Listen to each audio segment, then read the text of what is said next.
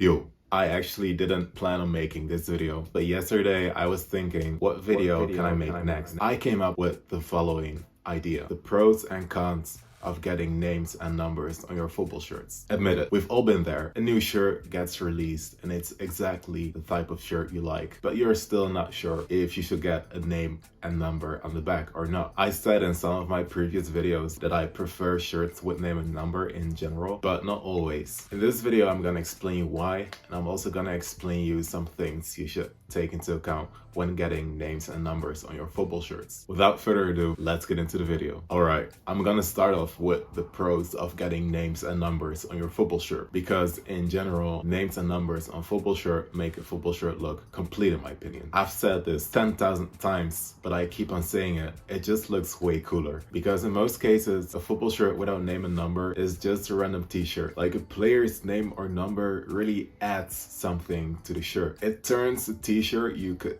wear casually into a real football shirt. In one of my last videos, I showed you my top 10 favorite football shirts from my collection, and as far as I can remember, all 10 football shirts had a name and number on the back. I should actually add to the information I just gave you that I'm not a big fan of printing my own name onto a football shirt. When I was younger, I would definitely do that, because you're a kid and you want to pretend that you're playing for, I don't know, Real Madrid or Barcelona or Arsenal, whatever. But nowadays, I can't imagine wearing a football shirt with my name on the back. Like, maybe when you're playing football on a pitch, you can wear a shirt with your name on the back. It's not something I would do, but hey, that's completely up to you. I'm not here to judge. So I just said that a name and number usually make a shirt look more complete. And that kind of gets me to point number 2, which is, in general, shirts with name and number have a higher value than shirts without name and number. This has to do with the fact that the shirt has got something extra. Like, if you buy a plain shirt in a fan store, you have to do an extra action and you have to pay more to get a name and number on it. So that's basically an extra action. It's really logical that this extra action adds value to your shirt. I made a full video about the value of football shirts, and I went into detail about the name and numbers of players and how that kind of affects the value of your football shirt. I'm not gonna explain everything again because I don't want to be repetitive, but if I didn't have Ronaldo's name and number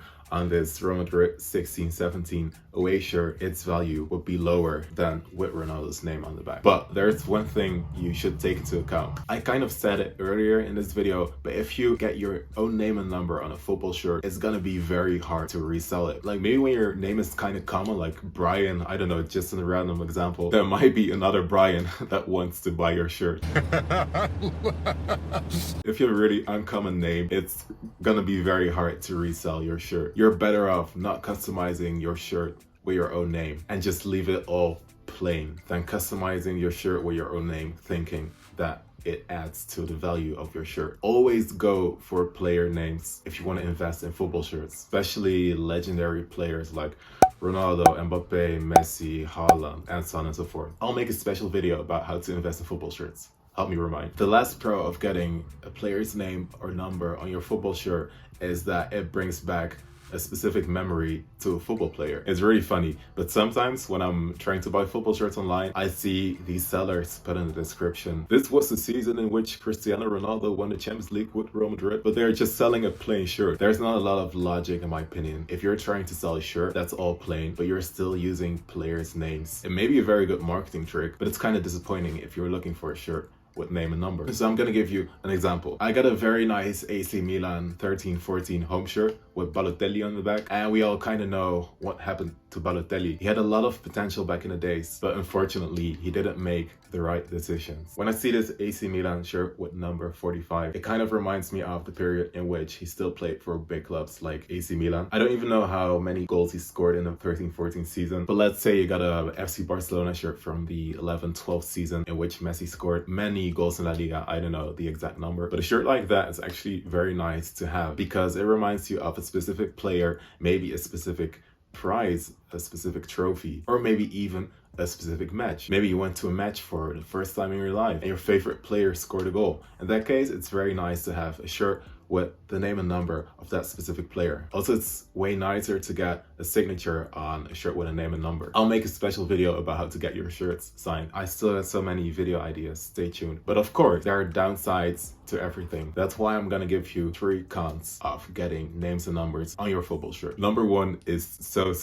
obvious, but it can always happen. The player can leave the club. Imagine that you're spending 120 euros or pounds or US dollars or whatever currency you're using, and he decides to join the rivals. That can give you a very bitter feeling of instant regret.